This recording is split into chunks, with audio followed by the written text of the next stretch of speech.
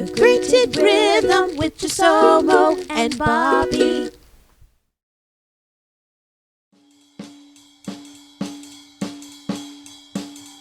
Hey y'all, in today's podcast, we're going to have a conversation with LaTasha Barnes, a wonderful dancer, educator, and friend.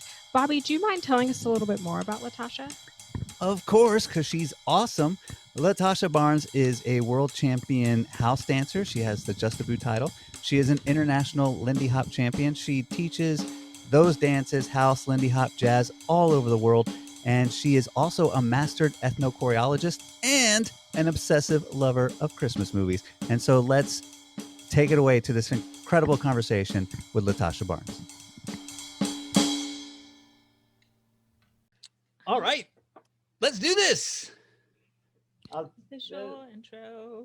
But up to shit. Where's the? Oh my God, it's fine. I know what I'm doing. Welcome to Integrated Rhythm, two swing dancing besties navigating the world of Afro-centric social dancing. And we're here with LaTasha Barnes. LaTasha.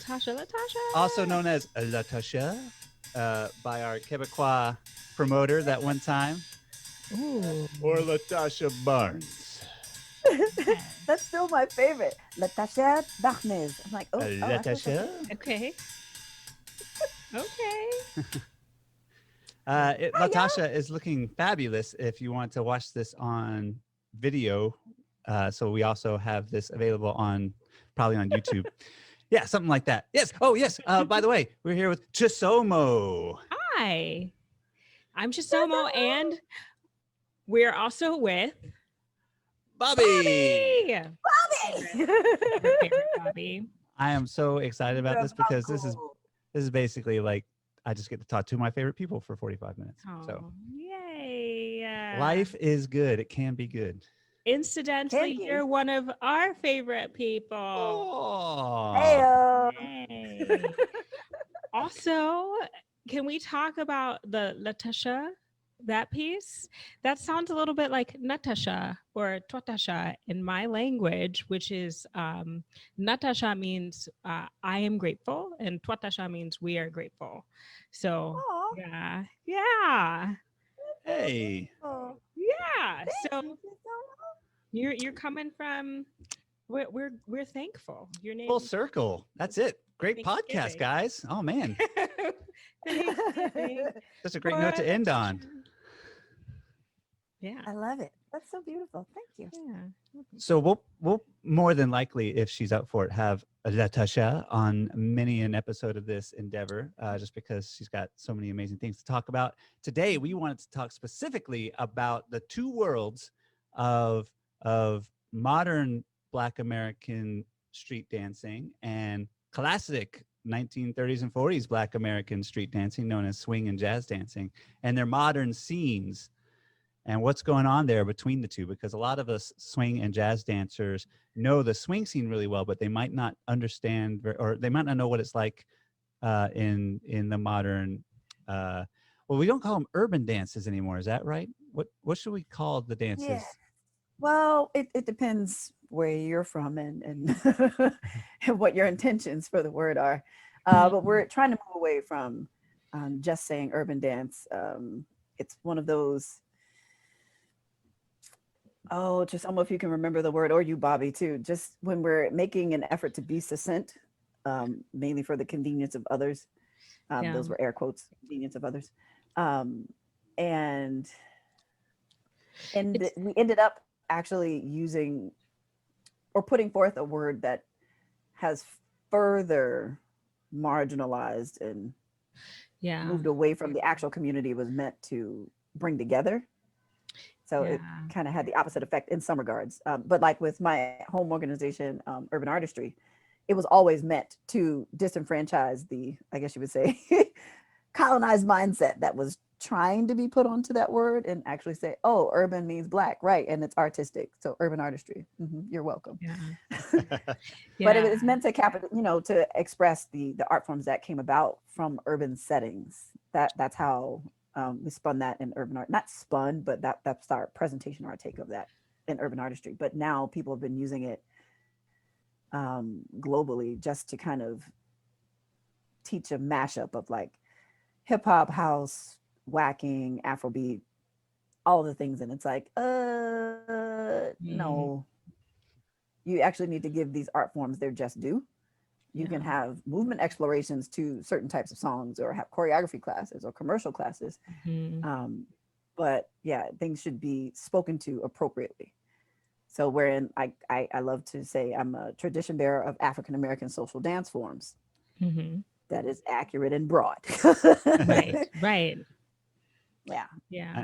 I absolutely love something that you have been mentioning recently, and I'm fully on board, LaTasha. Do you mind talking a little bit about how you're now preferring to use only simply the word jazz dance for some of the things that we talk about?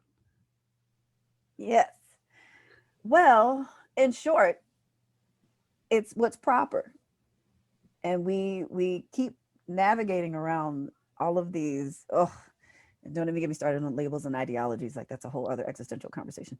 But well, if we're going to name things, and we're trying to stick to some of these naming conventions to be respectful, to be inclusive, to be acknowledging, and to be supportive, then we should do that across the board, not just where it's convenient and easy.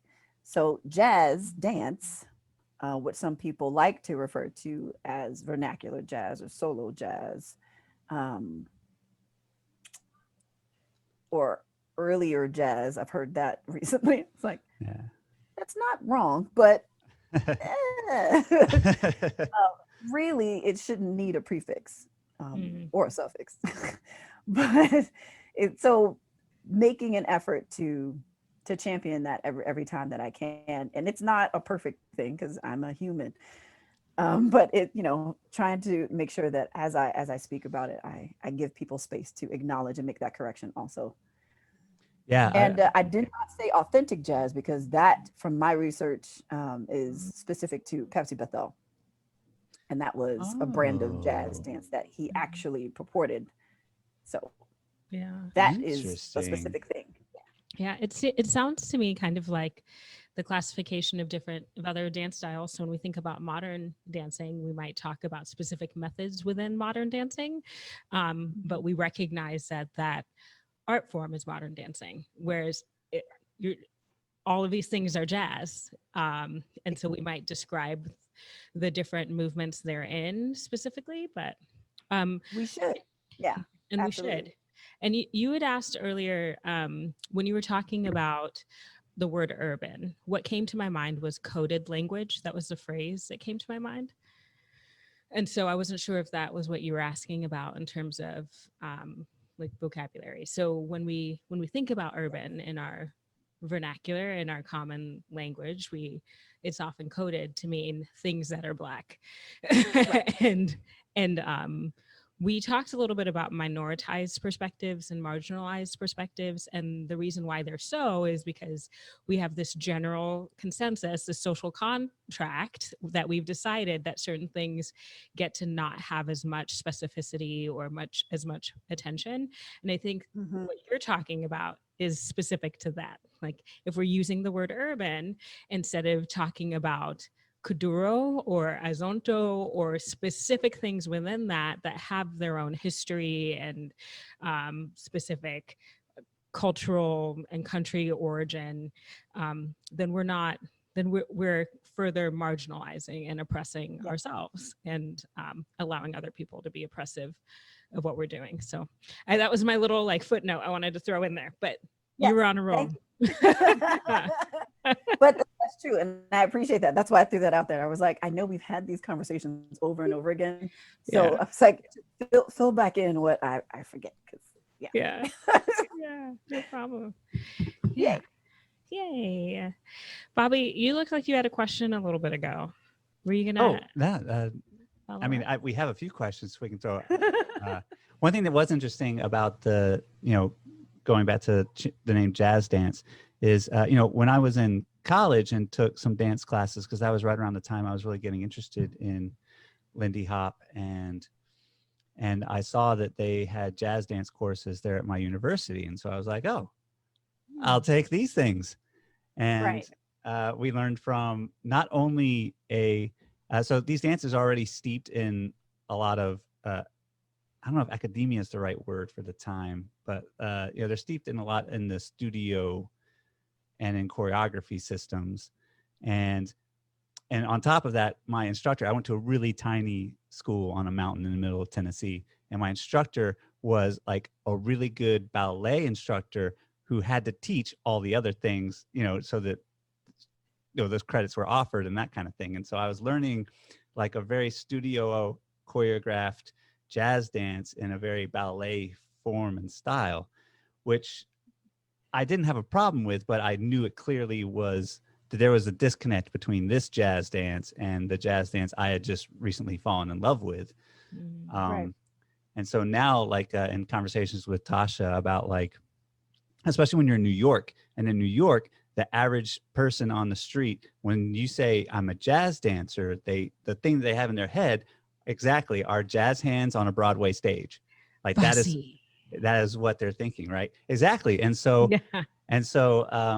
in this conversation with Tasha a while back, she was like, yeah, so we should reclaim jazz dance, the term, and give the others the specificity that they added or created apart from it. So like Jack Cole's theater dancing, Jazz. or Theater dancing, Bob Fosse theater dancing, that kind of thing. But even though it is very heavily rooted in some jazz dance forms and figures, it is also very different. Yes. And especially in its practice, if you're thinking about a stage thing versus a community or a social sharing dance.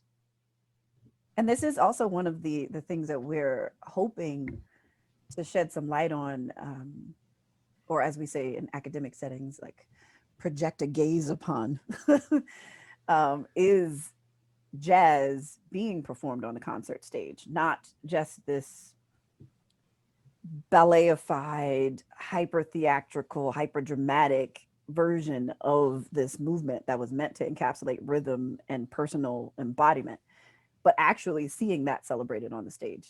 That's what Swing Out, the production that I'm working on with Caleb, Evita, Nathan, and Eyal, and Macy Sullivan, is about.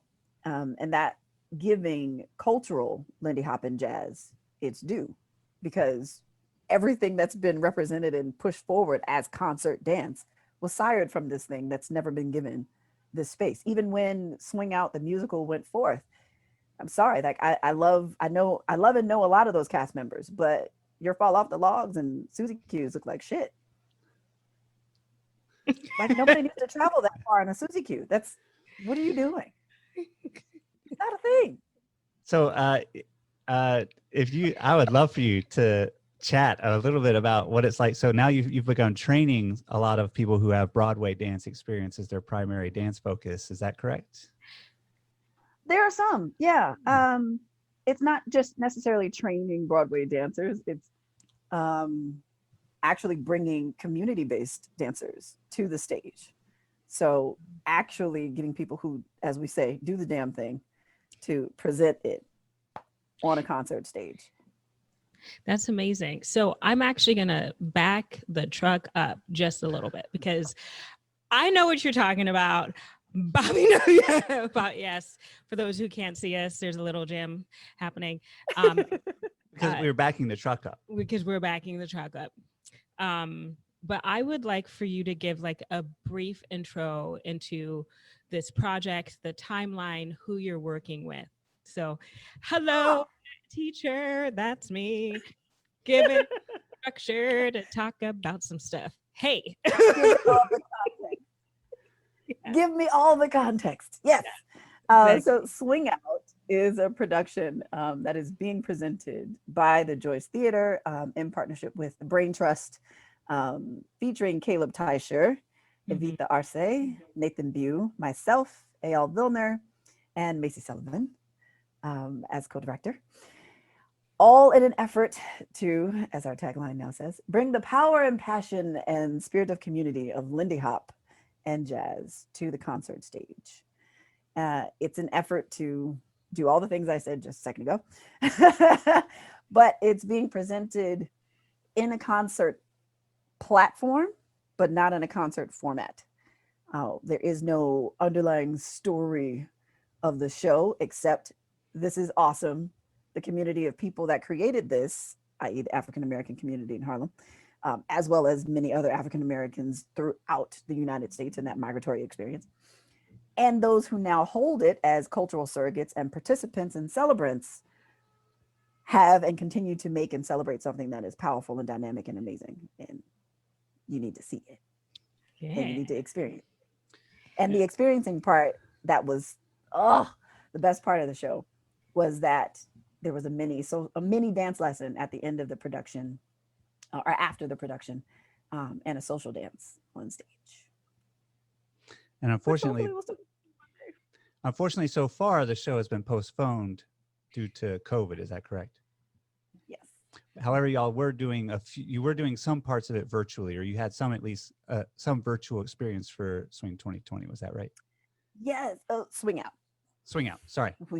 Swing Out. The name. Because 2020 was not kind to any of us. Yeah. You're out of the name. We're gonna get that off of the name there. Hi, Kronk. Nice to see you. It's great. That was the one requirement for having LaTasha on the program, was that at some point I do Kronk voices. It's better than Christmas. So it's we can come back to that. But it's been really amazing that so many of the presenters who were scheduled to present the show nationally, and that was crazy in and of itself, was that it was slotted for a national tour from the jump, which is just amazing, but wonderful. But they've offered their space, their virtual platforms, their institutional platforms to us to keep interest in their institutions and schools that they're attached to also. But also to keep interested in the just said interested like 18 times, but to keep people engaged with the possibility of the production coming forward in whatever way it manifests. So right now we're in the middle of a virtual residency with the University of Minnesota and Northrop Theater. And we put out a request for interest from dancers of all backgrounds and locations. And the team that we've composed after filtering through 92 applications, for people to pair with 17 of the 22 cast members. Yeah, that part I forgot. 10 dancers, 12-piece big band. And I might have said that backwards, but either way, it's 22 people. And 17 of the 22 are involved in this virtual exchange that we have going on right now. And it's incredible. It's absolutely incredible. Nice. We have dancers from all backgrounds. We have dancers who are kind of beginner jazz dancers. We have dancers who are amazingly established commercial artists. We have dancers who are established jazz dancers and musicians, because there are musicians from the cast side of things as well who are involved in this exchange, and they're working with dancers and or other musicians who applied for this program too. So it's just amplifying the community and galvanizing our skills and artistry, which is what the show was intended to do. So one of the things I've been so pleased with over like the last 5 years, especially, I feel like, is how much the swing dancing scene specifically is finding its ties with its musicians again, and how it's like really like for a long time there, you know, it was, you listen to your DJ music at your dance venue, which is fine, and you'd go to maybe a live jazz band if you were lucky every maybe once a month, or if you know, and that's really lucky for a lot of scenes and cities, right? And maybe you go to a dance event every once a season or something like that, which again, if you're fortunate enough to be able to do that, and then you could dance to a live band for a couple nights in a row. But like, I feel like over the last 5 years, like it is just like the connection that people have to their music is getting stronger and stronger. And the musicians, like most of those swing musicians, know at least a few basic steps, right? And some of them are in classes all, you know, at the swing event before they play that night. And like, and I know that here in New York, we're so spoiled to have such a thriving live musician, live dancer. We're always live dancers. live dancers, hope like so. live dancers. It's crazy. And It is and October. interact with each other. Sometimes people phone it in, and I know you know what I mean. So they're not all live. They're not all live. But that's something that I do like to believe I had some little bit of an influence in. And so it's, for me, it interests me deeply that you say the last 5 years. And I'm like, oh, that's how long I've been around. I'm for sure you've had impact in that regard. I mean, your videos of you and Josh alone are like a huge reminder to people about that like intimate relationship. And Josh is so badass, first of all. Yeah. For those of you at home who don't know, you should YouTube LaTasha Barnes, Josh Colazzo. There's a few examples of them doing live exchanges, and they're amazing. There's a few. Yeah, there are a few now. Mm-hmm. And interestingly, that journey started for me at the Augusta Folk Life Festival or Folk Heritage Festival. With someone who actually I met at Lindy Focus, who was a musician and ended up being at this thing and understood like a little bit of my varied dance and movement background and offered up this intersectional space of Second Line to help me feel more comfortable in a jazz adjacent space. And it just also known as jazzacent space. Sorry, I pulled something on that one. Stretch. But it's like it was really amazing to honestly to feel the pocket of the two styles together, and for me to just sit right in between them and create and express in multiple forms in those time signatures. It was really, really amazing, and that just continued to allow for a lot of expressiveness in that. And Tina was the first one who asked, or it was because of an ask of Tina Morales Armstrong, director of International Lindy Hop Championships and former director of Lindy Fest. And it was at Lindy Fest that she was having me to do a house dance demo because I was teaching a house dance elective class. And she wanted me to just do a little something after the teacher's demo. And atmospherically, I was like, I don't want to just throw on like some other music when we just had the band playing. Like, what if Josh or somebody can do something? And I was like, Josh, can you play like a little house-ish beat? And Josh was like, no. And then conversation, came up and Josh was like, well, Second Line, maybe. And I was like, yes, let's do that. And the rest beautiful is history. Compromise.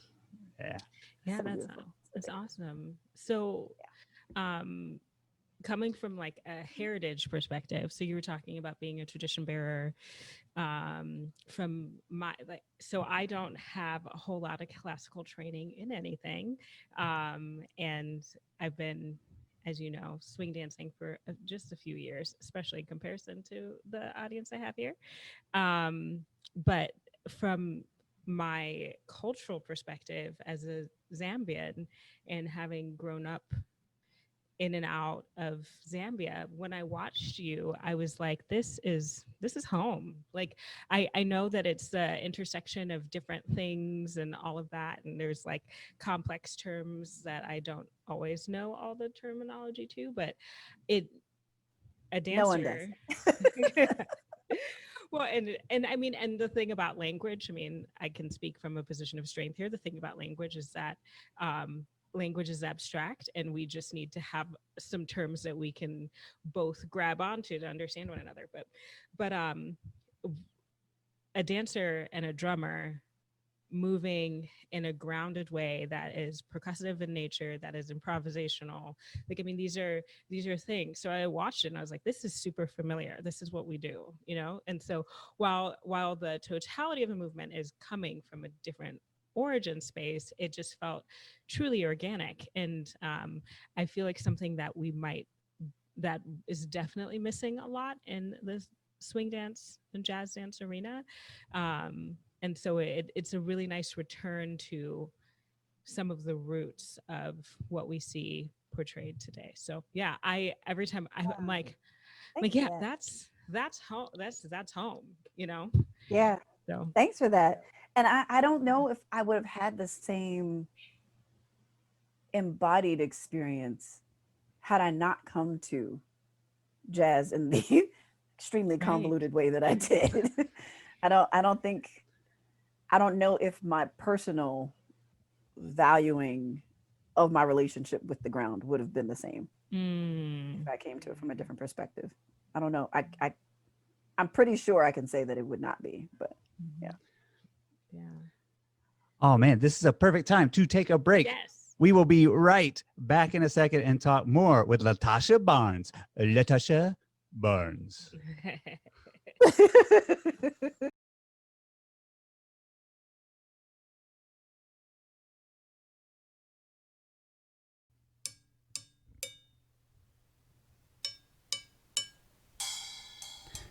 Hello, everyone. I'm Bobby White from Integrated Rhythm.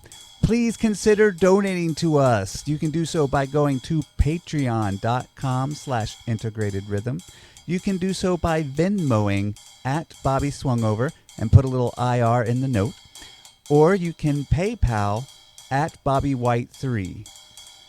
And again, put a little IR in the note and we'll make sure it goes to the right people. We know times are rough. If you cannot afford to give because times are that rough, we totally understand. And we do not want you to put yourselves out. We want you to keep enjoying Integrated Rhythm for free.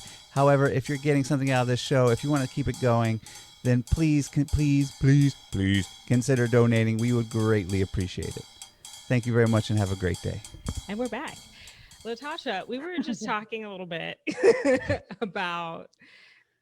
we were talking about some really great things, but I think we wanted to put like an asterisk. So in a different episode, we talked about ADHD, and we just wanted to throw that out there that this is a fun, another occurrence where we have two members of the discussion who have ADHD. So if we ever go down a rabbit trail and like we're now talking about geese instead of rabbits,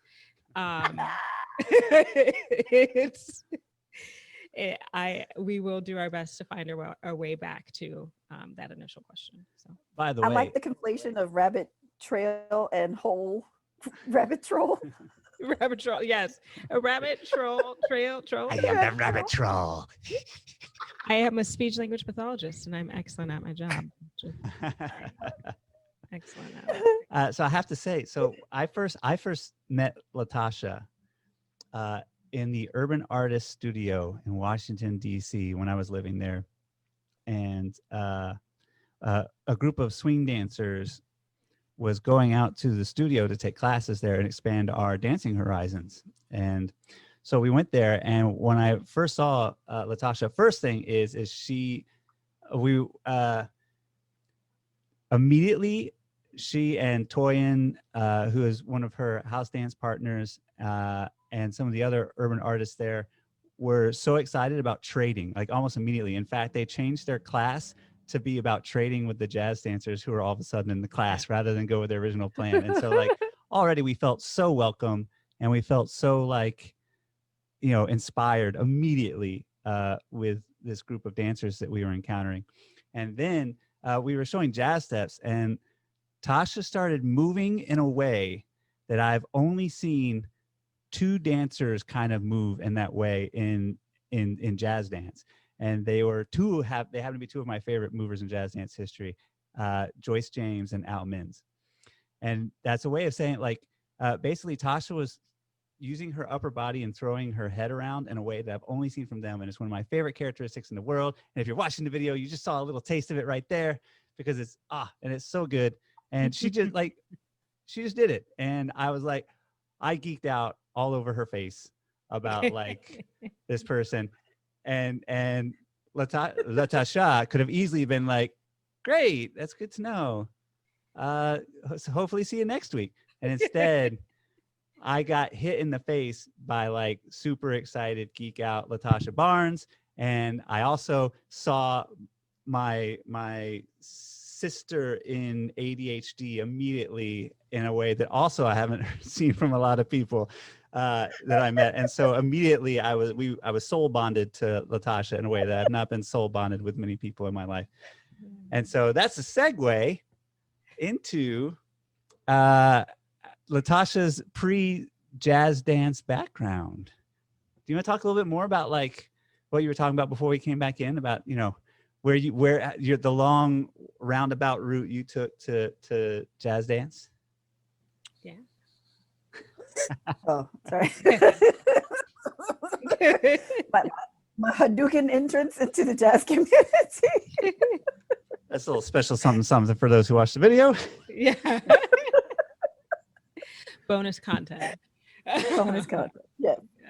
But that you're very right, Bobby. And I only ever first remember you complimenting me about Joyce James's head whips and like the way that she kind of accentuated and Spank the Babies and things like this in the Big Apple. And I do remember like immediately after that, I think we ran through like 8 or 9 different steps after that one. And like everybody else in the class was like, wait, wait. Yeah. And literally Bobby and I were just off to the races. Like, oh, but this thing feels like this and looks like this. That was so cool. That was like one of the most educational 30 minutes of my life in jazz dance, to be like, well, we do this, we do this step. And she's like, we do this step. And, you know.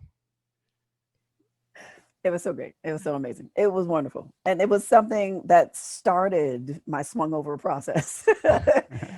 But what was the question? I forgot. What did you do before jazz dancing? I believe that was the question. Oh, wow. Before jazz dancing, before committing active brain power to learning the language of jazz and its rhythmic intonations and foundations and fundamentals, I was really dedicated to celebrating and beginning to teach, well, not just beginning to teach, but I was teaching house dance, whacking, hip hop, and a little bit of popping. And I also celebrated dance hall, but I was not a teacher of dance hall because I did not have mentorship in that. So that's not something that I teach. And was traveling the world, performing and competing and judging and teaching in those styles and in support of the communities of those styles, or of those forms rather. By the way, you should all YouTube LaTasha Barnes and then write in each of those styles one by one and watch and enjoy and love and come back and thank us through an email. Find any popping. Huh. But you'll see elements of popping's influence in a lot of my dance, even now. And yeah, was really grateful for that. I think when I had met you, Bobby, I think Twain and I were preparing for our second bid for Justable, which is the World Street Dance Championships, a battle that used to exist. It no longer exists anymore. It's called Just Upright. This year was, they fini this year. Oh. And yeah, it was amazing. Toy and I had just won the World Championships in 2011. And we had just begun our familiarization with jazz at that point, because Urban Archery had also done a show called We Got the Jazz, showcasing the intersectionality of jazz rhythms and movement to what and how we celebrate in African-American social dance now. So it was not wholly unfamiliar, but was not as steeped or marinated in it as I am now, which is a very, very wonderful thing to be able to carry that embodiment and to clearly project between the forms like that. That's something that I very, very deeply value and am grateful for. So thanks for that. You also had a personal connection, right? In your family. I did. And interestingly, and it's so funny that my bestie is the one that has to remind me of this. So we talked about this. But my great grandmother actually was a jazz dancer. It was a Lindy Hopper. She was a dancer, period. And she swung me out. I think it was like 4 or so.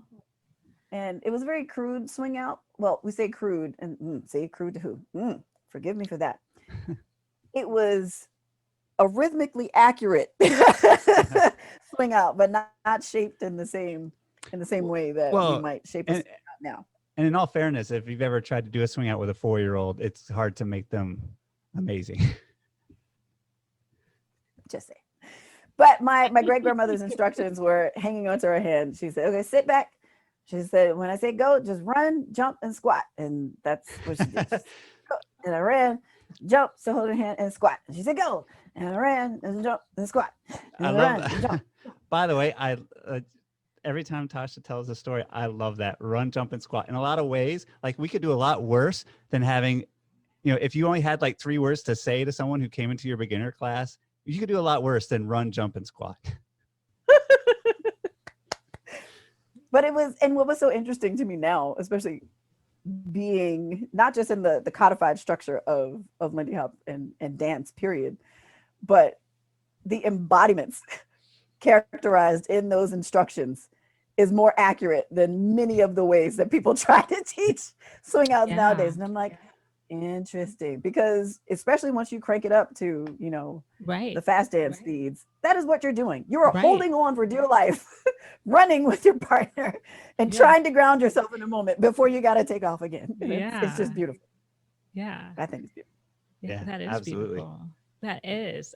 So LaTasha, what got you into dancing? Because first of all, you referenced one of your world championships, but we know, Bobby and I know, and if people have Googled you by now, they're like, oh, like they're not playing when they say that okay. so I mean, you're quite a decorated dancer. Largely because of my competitive nature, thanks to my track and field mother and football playing father. But also being credentialed or decorated athletically as well is something I'm very proud of too. As a competitive cheerleader, jump roper, power lifter, fitness competitor. Yeah. This is actually this is a great thing for us to kind of wrap up on, is talking a little about this competitive nature, because this is something that I've been so inspired by my friendship with Tasha, that I grew up in team sports where I was like the ADD kid who was put in the outfield. And so I didn't get a whole lot of competitive love. And I mean, like, both personally, like I also myself, although I love playing sports and teams and that kind of stuff, I didn't put myself in a position to be competitive or anything like that. So then when I fell in love with Lindy Hop and Balboa and found that competitive nature awakened within me, like all of a sudden I was like, oh, this I want to like throw down in, like I want to do this, right? But I did not have the training or the mental or a healthy mental mindset for many years. And something that has always impressed me so much is like, either going into a contest with LaTasha, which I've been honored to do as a partner, or being around Tasha after she comes off of a contest, be it a house dance contest or a Lindy Hop or a jazz contest, and just seeing how there's this beautiful balance where she is both competitive and wanting to like do her best and to use others to inspire her to her best, and yet she is also like, it doesn't matter what happens, like literally. And I feel like you mentioned, I just know for a fact that the world of competing in like house dance forms, hip hop dance forms, pop and locking, I know that that's a very different competitive mind, or it's a different competitive structure than the way we tend to do things in Lindy Hop, by which I mean like battles and really quick spotlights and quick judges and like a very different audience experience, which is something I would love to talk a little bit about. And so I already knew that. And then now that you mentioned the track and the field and the heavy lifting and the spot, like you've been in so many contests that you can literally not care what happens on the score sheet and just like have your soul be there to inspire to do your best. And that's something that I love about you. Thanks. Anyway, I don't know. Like that's something I'm not sure when my love for that came about, really. I'm not sure if it was because I was an only child and like competing with my cousins and random things were the way we we showed love and interacted with each other, like racing everywhere to do everything. Even to the point of, oh my goodness, having Barbie Olympics with my neighbors. I was an enterprising little kid. Charging people $2 to get into my backyard to throw their Barbies over my roof. Great. My dad has a great story about the Barbie Olympics because one of my Barbies failed to complete her somersault. I.e., she got stuck on the roof. Oh. The coach is pissed. Right. My dad brought it down, like, I think maybe 3 years later after she had melted into the shingle on the roof. It's like, what do you want me to do? Like the tragic accident that happened at this year's Bobby Olympics has left Coach Barnes at a miss. She's beside herself. Having lost one athlete is bad enough, but she can't stand the score that she got. She's arguing with the judges. Always finding ways to exchange and to try to level each other up. That's always seemed to have been my calling, which I'm grateful for. But it was I was grateful that my dad actually was the first one to talk to me about that. He was like, yeah, give it your all and know for yourself that you gave it your all. And that's all that matters. Like if you win, that's even better. But if you don't, that just means you can go harder tomorrow. I was like, okay, sure. And yes, of course, there's some dynamic moments in there where you're just like, son of a, gah! Of course. But all in all, it's okay. I did my absolute best. The ones that messed me up, honestly, were times where in the moment I felt good, but not necessarily like I had particularly outdone or out-expressed or outperformed the person or group that I was up against and won. Those were more upending to me than other moments. And there were a few of those. I don't know if that makes sense, but yeah, is that a sign of a sense of unfairness at like it's hard to deal with unfairness if you feel like you were won and you shouldn't necessarily have? And that was from my take, and it wasn't necessarily an honest assessment because it was coming from what happened in the moment. Of course. But prior to the moment, I was like, well, I didn't really practice this thing. I didn't really train the way that I wanted to do. I didn't do this. And it was all things leading up to that were affecting my sense of warped integrity about the moment. Of course. Like you still threw down and did the damn thing. But for some reason I had trouble like enjoying the win or the moment to the fullest because I didn't feel like I did all I could to prepare. But I did all I could in the moment, but not leading up to the thing. Totally. But anyway.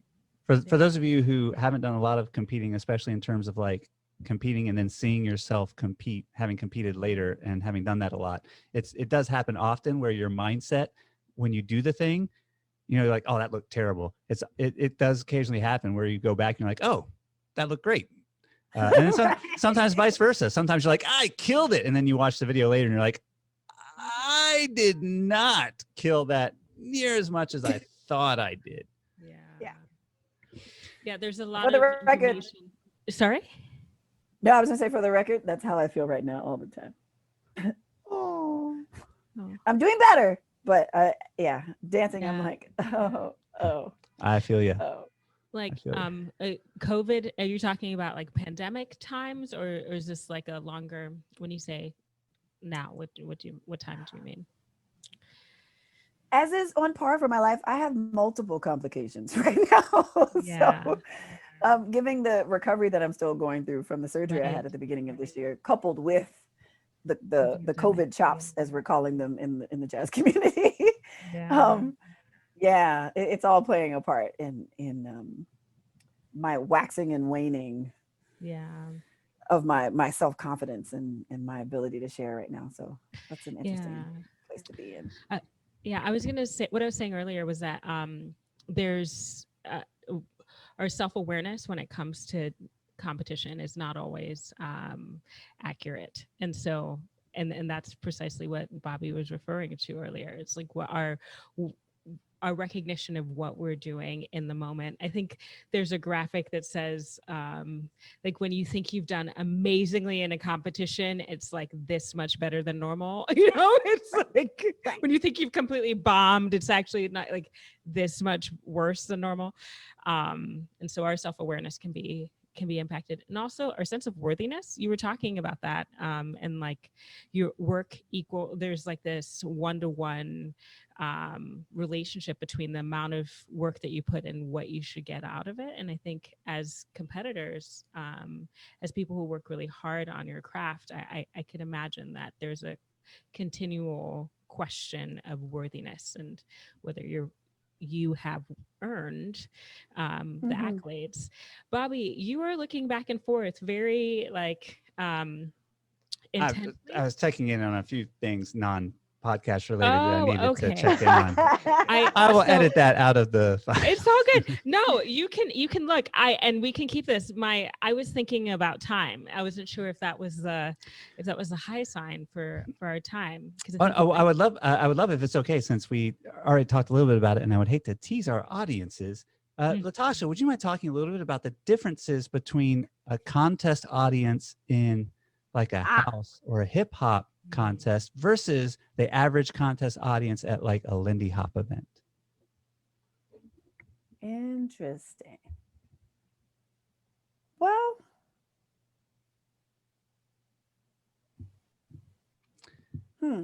well, so the reason I bring this up is because I went to Ladies of Hip Hop a few years ago, and I've gone ever since because it was that freaking awesome. It's an event here in New York. Is exactly what it sounds like. And I walked into the room, and literally within 5 minutes, I was like, this is what we're missing. I mean, there was an electricity in the air, and that electricity was not from the competitors. That electricity was from the audience, and how the audience. So first off, you know, it's kind of designed to be really high energy because they're doing like almost like a jam circle sized battle. So like the battle is like two people on one square that's, you know, like what, 10 feet by 10 feet or something like that. Or stage, yeah. And so the entire room full of hundreds of people is cramped around that tiny stage. And so already like it's primed for a lot more energy than you would get at a giant hotel event, right? And then the next thing that happens is, you know, the battles are short, and they're like, you know, like they're happening really quickly, and there's like all these really personal moments between the competitors. The competitors are oftentimes facing each other while they dance, and so they're actually sharing their dancing with one another rather than just dancing next to each other. And so that also adds a lot more, because the audience is not just watching great dancing, they're watching a relationship. And then on top of that, the music is cranked loud, and like the audience is just going nuts the entire time. And I wanted to run up and jump and dance, which would have been very inappropriate considering I am neither a lady nor do I do hip hop. But it was like it was just an electricity in the room. And that's kind of like, that's what I was thinking of when I was in that room. And so my hesitation, or not even hesitation, my thoughtfulness about the answer is just because I've had the opportunity to expose quite a few of my really great friends from the jazz and Lindy Hop community to several of these offerings from the hip hop street and club dance community, I guess I'll say. And everyone's reaction is the same, like, this is what we're missing. It's like, and it's, you know, some people want to say, oh yeah, it's Black people, that's just how we get down, that's how we celebrate. And it's like, yes, and it's not just Black people in the room. It's an agreement to be there and celebrate that we love this thing. And while we can't deny that happens as soon as like Tank What You Do comes on, like at a jazz event, everybody rushes the floor or wherever they are and decides that they want to, you know, shim sham for their life. I would say in the hip hop and house and like, in that community, it's just everybody is just expecting to throw down or have a moment. Like that's And that's just the expectation. Like everybody's expecting to share with each other. And from the generation that I come from, I was actually having this conversation with a friend of mine the other night, how disappointing it is that in some of the community spaces, some of the art form spaces, that people are so focused on the battle that they don't dance anymore beforehand. And it's like, well, I mean, yeah, but this is about this. Like, you should be able to share in both, but yeah, it is exhausting to do so. But at the same time, it's so essential. It's so necessary. And for people to, I think a large part of the electricity that you feel as well is the fact that there are so many people who are of the culture and of this competitive experience, who are there supporting, who are not competing. There were, I know you remember too, there were like several men there at Ladies of Hip Hop who are amazing, prolific dancers themselves, who were just literally there to be in the space and support and to add energy to the experience, because that's what the community is supposed to be about. And so a little bit of this hyper competitive mindset, I think, has done a great disservice in many of these organized battles. And that's even in the hip hop and house dance communities as well, to dampen that communal celebratory spirit. And so when we get events like the amazing event like La Rhythm, or before it became a little more too scripted, and it's working on it, but like Paris Jazz Roots, which had more organic moments for people to just throw down and celebrate, and those things were captured, or creative exercises or moments built around some of the moments that we've witnessed, to allow for that to be observed by more than just the people that happen to be on the inside of that cipher. Like those types of events are the things that keep fueling us to take just a snippet of that to some of these organized spaces and continue to keep the excitement and the atmosphere electric, like you were saying. And what's, for me, I guess what's missing is people's desire to love it. Like no matter what stage they're in, like even if you suck and all you can do is rock step, kick step, and that's not sucking, but some people think of themselves as sucking when they can only rock step and kick step. Clarifying. But if that's all you can do, then you should be rock step, kick stepping the hell out of every song that comes on, and with every person you dance with, and like that should be your greeting for the entire weekend. Like it's a known thing for me, and I'm sad. I'm not sad actually. I don't want to say sad, but I'm excited that a shimmy hello or a body roll hello is what you're going to expect when you encounter Tasha, because that's just me. Dancing comes out of me. That's because that's who I am. And even if you're just starting to come into a space of calling yourself a dancer, or recognizing or acknowledging yourself as a dancer, like, yeah, let that live. If all you get is like a little shoulder bop with a two-step, then allow that to be the way you express yourself when you're happy or joyful or nervous, especially nervous if like it's your first time being in those spaces. But yeah, giving ourselves over to the experience of loving the art form or loving the culture, honestly, that's where it does come from. But yeah. Hopefully that wasn't confusing. No, it was great. And if I may, can I jump in? I think that when you talk about this thing of loving, there are multiple aspects to love.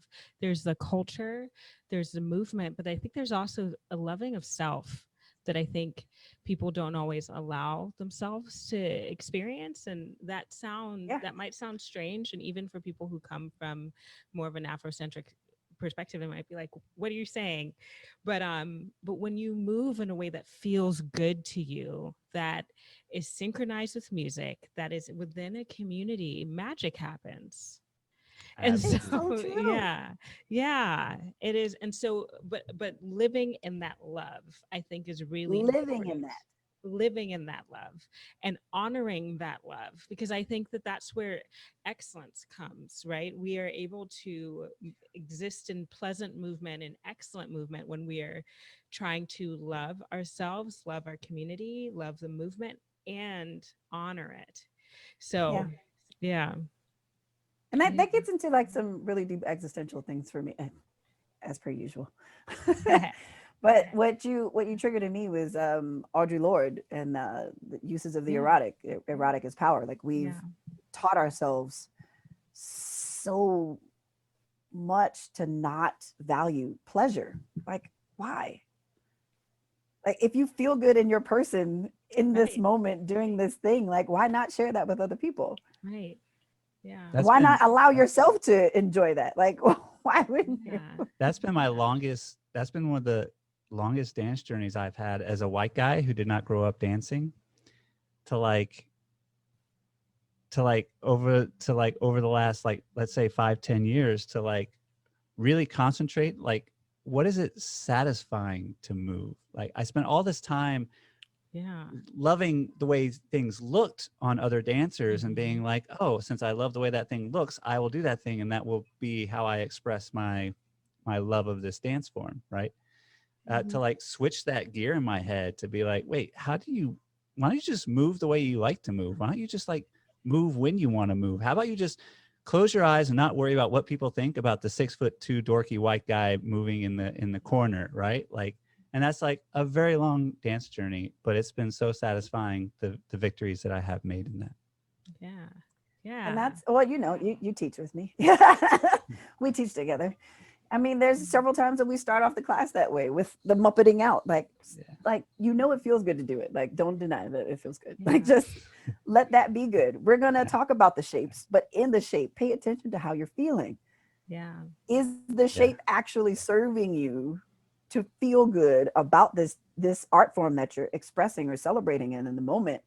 And does it make you want to do more of it? If not, let's figure out how to adjust it so that it does feel good for you, so you can actually pour yourself into the movement. Like, the shapes are not arbitrary. They're a direct result of how people felt. That's why we say they're an encapsulation of their lived experiences. Right.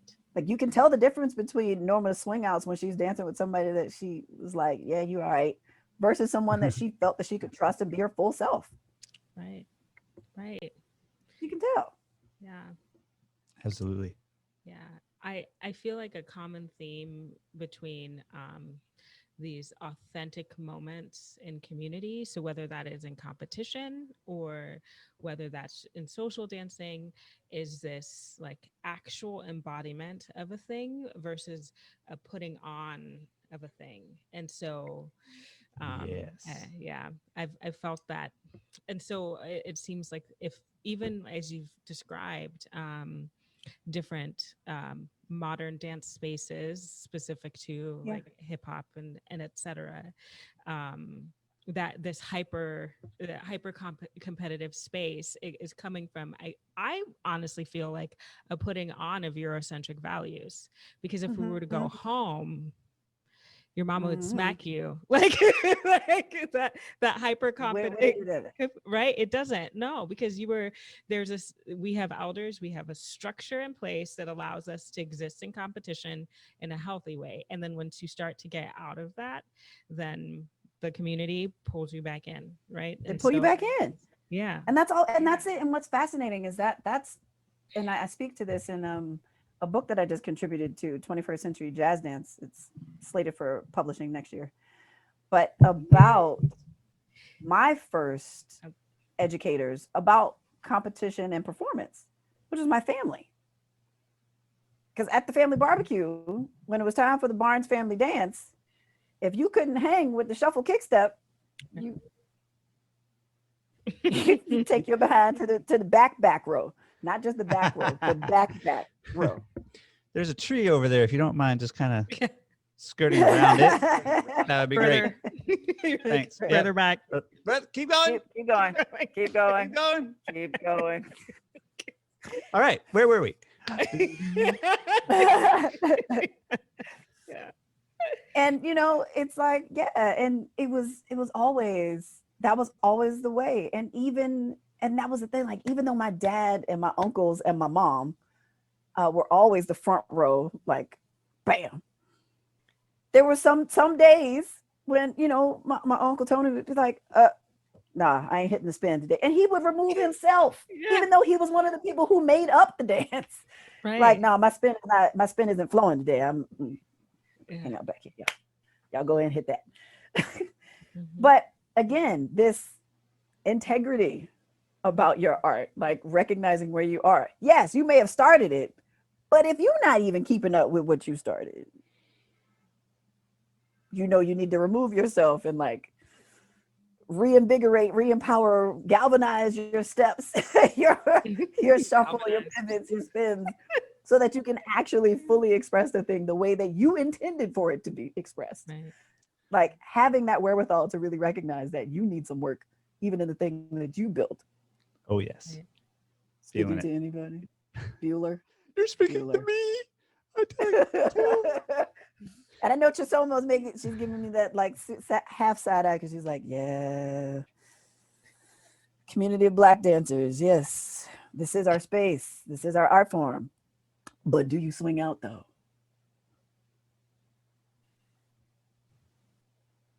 Do you? I'm just saying. I mean, I'm just saying. But even in that, like, really, can you triple step? Like my family. Can a sister get a triple step? Can I get a consistent triple step? Just because it gets fast and your ankles and thighs start to give out doesn't mean that we switch to kick stepping. I'm just saying. But like really allowing for that acknowledgement, and I know we've talked about this a lot to someone and Bobby, like the acknowledgement of how educational those family moments were. Like that's been a critical juncture for me, is really owning up to the fact that I've been in dance education and performance education all my life. Right. From the beginning. Right. And yeah, that was just the way we did it, but the way we did it was valid for a reason. Yeah. LaTasha Barnes, thank you so much for coming. This has been awesome. We hope it's the first of many. Yes. Sorry for all the rabbit trolls. Rabbit trolls. I am the rabbit troll. And I have not heard this many character voices out of Bobby in my entire life. Thank you, LaTasha, for being here. Well, there's one final one that he has to do before we go. Oh. Kronk again? Yeah. Goose, poison for couscous. It's actually Cusco. I know it's Cusco, but you get to say the word couscous so much more in real life, and so that's why in my head now it's couscous. Anytime Jessica makes some couscous, I'm like couscous, poison for couscous. I miss y'all. Hey everyone, thank you so much for listening to Integrated Rhythm. We'd first off like to thank Tom Blair for his fantastic advice and Robots Radio Network for all of their support. We would also like to thank Michelle Stokes and Laurel Ryan for their musical musings. Thank you so much for our introduction, our outro, and any sound things you hear in the middle that are really cool. That's them. We appreciate you. And special thanks to Jessica Miltenberger for her enduring support, not only of this podcast and the inner workings thereof, but also as my wife. And great gratitude goes out to our friends and family who are the shoulders that we lean on and the ears that we speak to. If you listen to this podcast, you're part of that, and we appreciate your enduring support.